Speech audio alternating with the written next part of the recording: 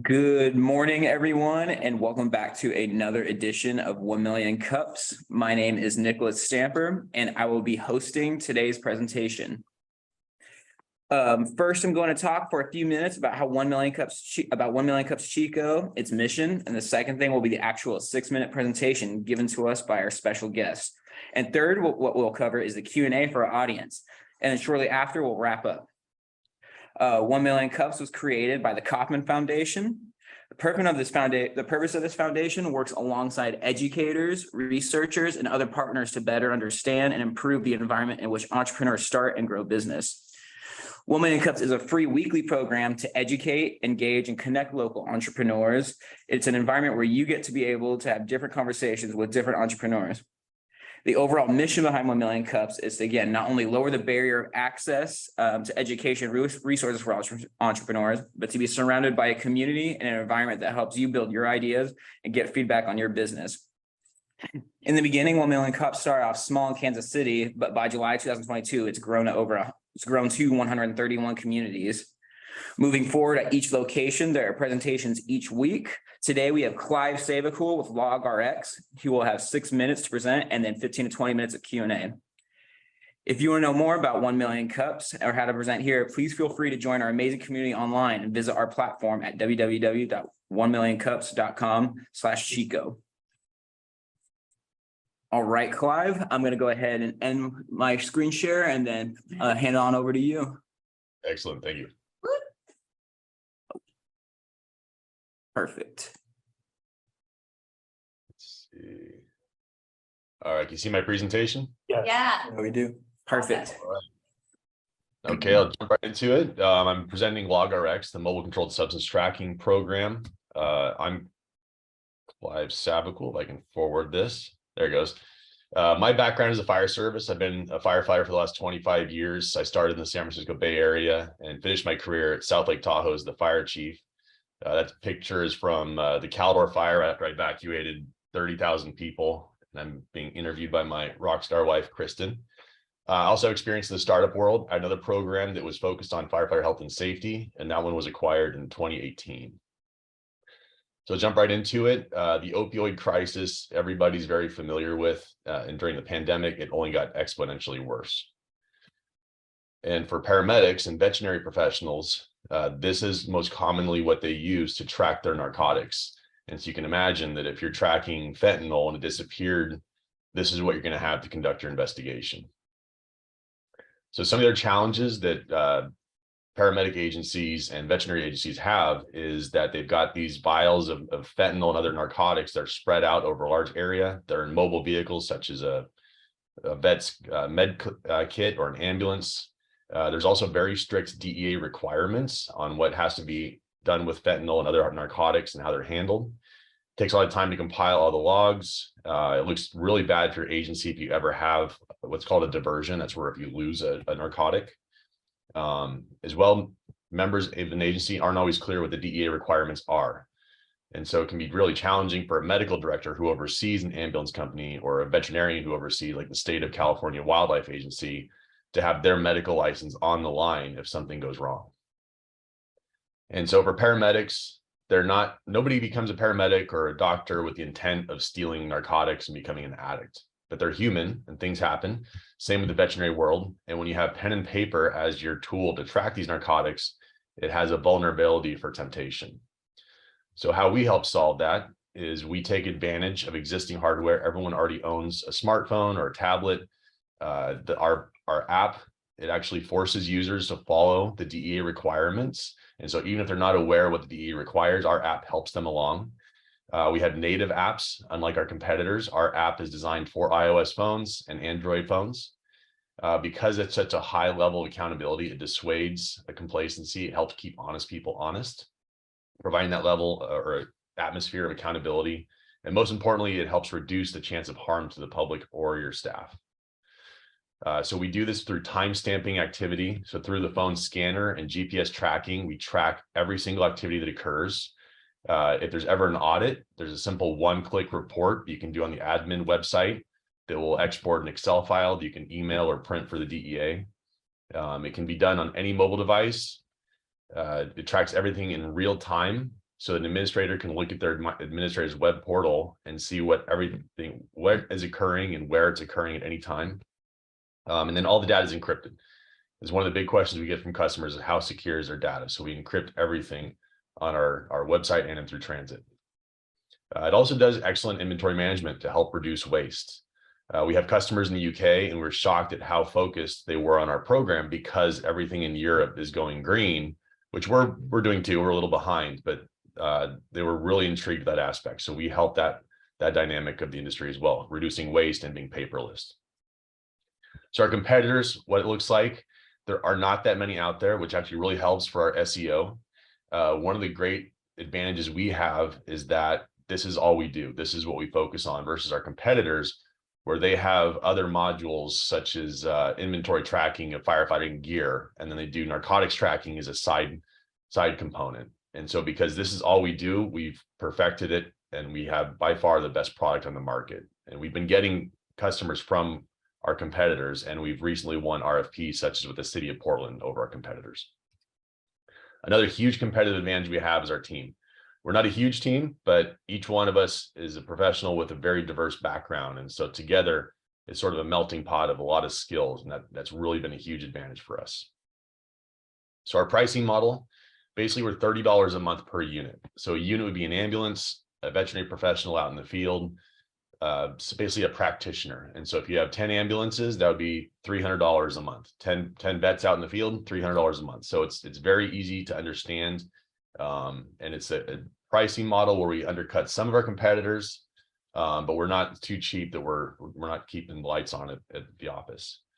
Our total addressable market, it's actually not just in the US, it's pretty big here, but we've got the second largest ambulance company in England using our program. And we have some other industries out throughout the rest of the world. So our total addressable market is only getting bigger. Our momentum, we've got 60 plus customers and a number of different types of agencies. Most importantly, we've had zero churn. So of all the customers to date, nobody has left, and we constantly get positive feedback. So what we're looking for, our biggest challenge right now is brand awareness. Basically, our competitors in the industry have been there for a long time, and so they're a known entity. We're trying to get our name out there. My credibility has helped a lot, but we're really trying to get more and more information about us so that our customers will come to us instead of our competitors. And so any help you can give us through referrals or basically media opportunities is really huge for us getting our brand awareness out there. And that's it. Thank you very much.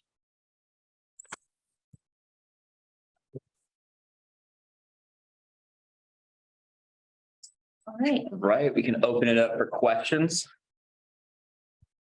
I have one. I know you had a couple. So it uses the cell phone. So I presume that, let's say like the campfire and some other situations where the cell towers go down or there's no internet connectivity. What do you use as an alternative?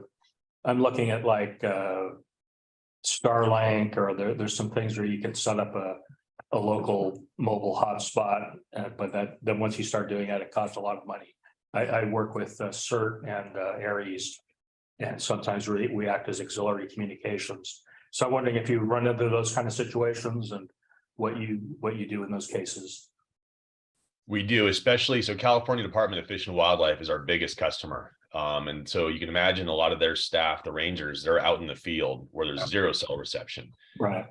And so what we designed is on the smartphones, we basically allow the app to keep working, and it will track all the data and the input that they enter. And then when they get cell reception, it uploads it. And it timestamps it based on when the activity actually occurred, not when they got cell reception. So it's been very successful in that aspect. Cool. Looks like Franklin raised his hand. Thank you. Clive, we met at the Global Entrepreneurship Week when you presented successfully at Carlson Center. Yeah. So I'm with SMUD. I work with a lot of entrepreneurship organizations in the Sacramento ecosystem. So I'm pleased to join you today.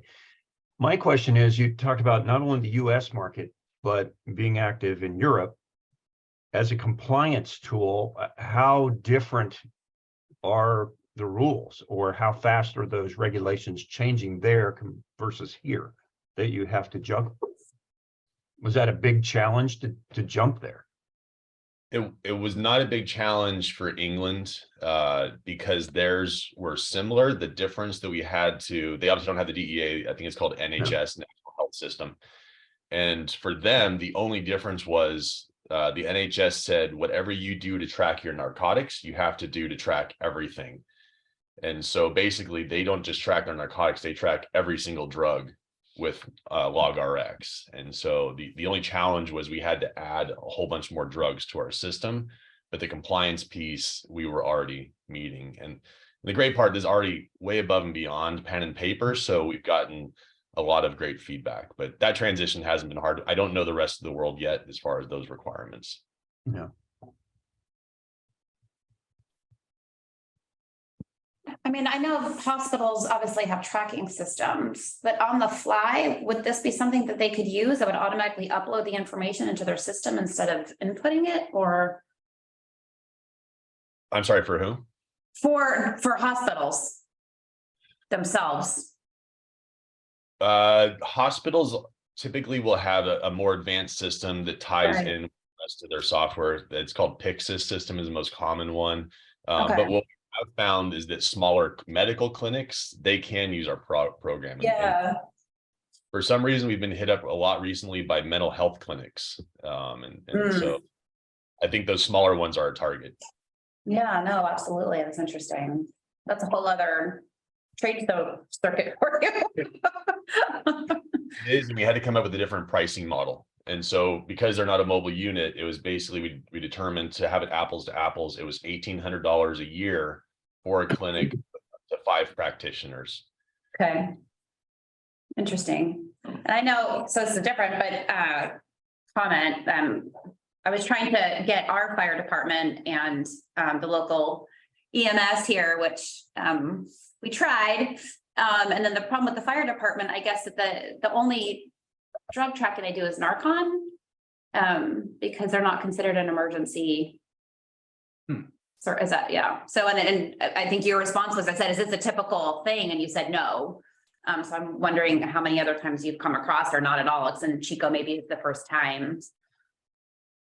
Most big professional fire departments have paramedics, and this came about in the late 90s, early 2000s. And it wasn't just because the higher level of service, but it's because there's a lot more fire stations than there are ambulances.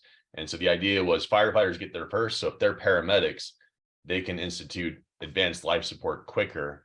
And then also medical emergencies are 80% of the calls for fire departments. And so that's why it's most common. And for those that don't know, Narcan is what's used to reverse opioid overdoses. So if someone overdoses on heroin, Vicodin, morphine, fentanyl, Narcan is what brings them back. And so that's probably why they carry it. In fact, a lot of these departments actually carry it now too.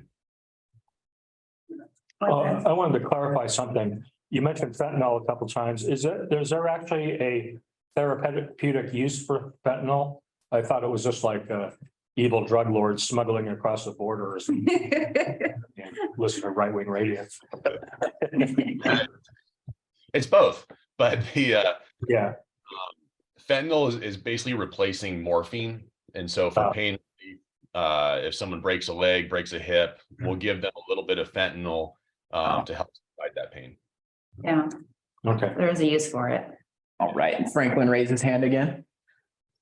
You know, maybe evil drug lords would be another segment of the market, you know, put in line. Just thinking out loud. Insider tracking. So sales people don't take it. Yeah. Yeah, yeah. Well, you can't always trust your mules and stuff. So Right, there's a little trust issue going on there. Brian Cranston wants it. Related to the fentanyl, there are a number of bills in the legislature right now that would require, I think, schools to have Narcan on hand. That could be another possible expansion, because they're going to have to monitor or track that as well. I know Assembly Member Patterson has introduced an assembly bill that would require that He's been on the news quite a bit. It's probably something that's going to get through. But that might be another, as more of these things, they need that on hand because they have the fentanyl problem, but then schools don't have usually more than aspirin on hand. So that might be another way to look at things. Yeah, that's great. And we do track Narcan. Yeah. Schools are lucky to even have nurses on. Yeah. Yeah. It's Eva chiming in. Sorry about that. I'm going to chime in real quick. Hi, good morning. Thank you so much for being with us, Clive. Excellent presentation. Sorry, I'm not there in person. I'm juggling. I got a few plates spinning this morning. You said you had a small team. What does that mean? Does that mean 2, 4, 6? There's basically 8 of us. And Nice. only a couple of us, 3 of us are full-time. The rest have we're a startup, so their ones have other jobs. But we have, my background's fire. My other co-founder, he's been CEO for other startups, really brilliant guy. My wife does our marketing. She's been in media for 25 plus years. Oh, That's awesome. Really good. Yeah. And, have two- and excuse me if I did miss the first slide, but what year were you started? We technically started in 2016. It's kind 16. of like just a brainstorming idea I had, but it was 2019 that we really decided, okay, we have an idea here. Let's actually do something with it. Okay, great. And then who was your very first customer? Doddridge Ambulance Company in West Virginia. Okay, and what was our relationship with them? Did you know somebody there? Were they willing to be a friendly pilot? What? How did that? Great question. And we did a conference in New Orleans back in 2019. These guys walked up to our booth and they were young. One of them was the operations manager. And so they're very progressive. And no joke, they said, we need this. We want to sign up. And right then and there, they were our first customer. And so that was in 2019. And they're still with us. We remind them all the time that they were customer number 1 and tell them thank you. Over 60. Sorry, Eva. No, that's awesome. Go ahead, guys. I'm gonna quit talking. No, you're good. It's pretty impressive. Over 60 different clients, and no one's ever left once. It's incredible. Yeah, that's fantastic. Thank you. Yeah, inevitably someone will, but we've been extremely lucky. And one of the little tangent, one of the great things about our program is we're very dynamic. We're always improving it. And there's something about the fire service where software companies just build something, get customers, and then go stagnant. And so we've gotten a lot of positive feedback. Just the fact that someone says, hey, the app doesn't do this thing when doing an inventory check. Talk to our developer and he fixes it. And so Nice. we get a lot of good positive feedback because of that. I mean, I can't imagine why they would drop. And once you're tracking, you're tracking and they're not using, unless they're on the, sneaky side. Somebody comes in, I don't know, we don't want to use it. But Yeah. so is South Lake using product? No, because as a fire chief, I can't it would be conflict of interest. Yeah. Well, that's a bummer. We'll get there. Yeah. It's okay. We're actually surprisingly spread out pretty evenly across the US. Although in Oklahoma, for whatever reason, we have like 25 customers in Oklahoma. They love us there. Nice. Really interesting. They need it too. I mean, Ohio was always a really bad place for years. Have you, like the Dayton area? I remember just hearing stories. Sounds like you might try Nebraska since it's right next to Oklahoma. Yeah. Right. I'd take this to Fresno. Yeah. Yeah. Yeah. We do look at different aspects. So that's one of the benefits of my background in the fire service is I kind of know who's progressive and who's not. So like the Pacific Northwest, very progressive. Yeah. Northeast, not so much. And so we kind of target Interesting. those. Yeah.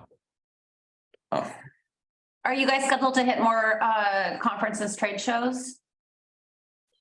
We are doing, I 23 or think we're doing 5 conferences. We 5? found that our digital marketing it has a lot better return on our investment than the conference. And so we still do the Okay. conferences just to make sure with the customers see us, we get to interact. They see that our background is in the fire service, and I've been a paramedic for 25 years, 24 years. So that helps the in-person part, but we found that putting money towards online marketing has really been the most The key. return. Are you doing videos? Do you have videos that show how it works? We do. They're on our Okay. website, LOGRX.com. We did put a password protection on them. So it's LOGRX learning is the password. It's simple, but Gotcha. just because we're so much further ahead than our competitors, we didn't want them to take that. Yeah, That's smart. That's crazy. But that's awesome. Well, I think you're going to be very successful. It sounds like you already are. We host so Chico Start is an entrepreneurial organization in Chico, and we're the ones that are the community organizer for 1 million cups. And underneath that, we also have what's called Grow Tech. And it's also focused on entrepreneurs and growing our tech regionally here in the area. And then we put on Grow Tech Fest in October. So we would love to have you, if not just come, but possibly be one of our startup presenters. yeah, that'd be what was it called? That it just came to mind. Grow Tech Fest. Mhm. Our website's growtech.io. And we'll keep in touch. And if you don't mind, I'm gonna send, we're recording this. So I'm gonna send this to the chief. Just like, hey, here's the presentation. If I think this is such a valuable tool. So Yeah, we could track their Narcan and we would let them do a free trial, test it out, see if they like it. And then yeah. if they ever did get paramedics, it'd be an easy switch to flip. Yeah. And our paramedics, it's county. So, we'll try and help the best we can. That'd be great. And I'm up there probably 5-6 times a year at Willows. I teach motorcycle racing at the racetrack there. Oh, Nice. Not that's too so far to cool. go to Chico. Yeah. Come visit. Yeah. Perfect. Any other questions? I have a question real quick. So obviously you came up with the idea and you brought up a developer. So did you outsource the creation of the app? Did you know the person before? How did you get connected with that person? Great question, because that's something we get a lot from customers. Our lead developer, our CTO, he worked with my co-founder, Sky Thompson, and another startup. And so he contacted him towards the beginning and basically brought him on. And initially it was just going to be like some contract work. And we got along so great. And as you guys know, with startups, the team cohesion is the most important part. Yes. And so he's been with us ever since. He's moved like 5 other jobs since, because this isn't his full-time gig yet. And so he's been with us. Now he's on our board of directors. We got another engineer in November, and she's full-time. And so he supervises her. But yeah, our development team is all in-house. Great. Nice. Would you say you're happy where it's at? I know you said you're always like improving the app and the website, but are you happy where the app's at right now?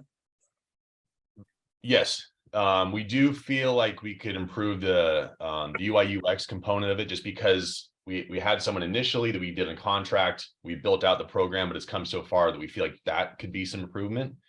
And so that's probably our biggest step, but our goal is to continue refining it, and it's getting to a really good place. And then once it's completely where we're happy, we're going to basically take that code and create maybe another module for tracking other equipment in the fire service or service. And so it'll be an easier transition, and it'll really help us not only to increase our pricing options, but to attract customers because we offer more. Sweet. Also, I like the name. It makes sense. Like LOGRX, like you're logging. How'd you come up with it? I think that when I first came up with the idea, and I was still doing my other startup, so this was really just a brainchild to test the waters.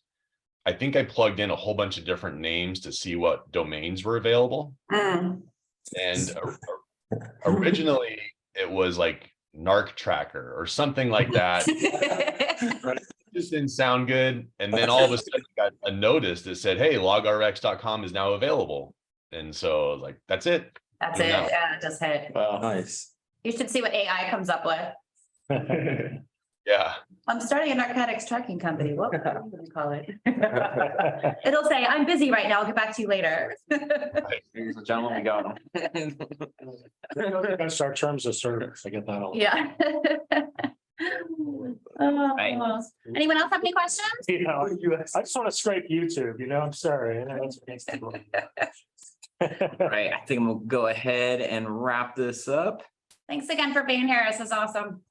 Yeah, thank you very, very much, Clive. I would like to thank Eva Shepherd for hosting this event, our chapter lead. And again, my name is Nicholas Stamper. I have been your host and organizer.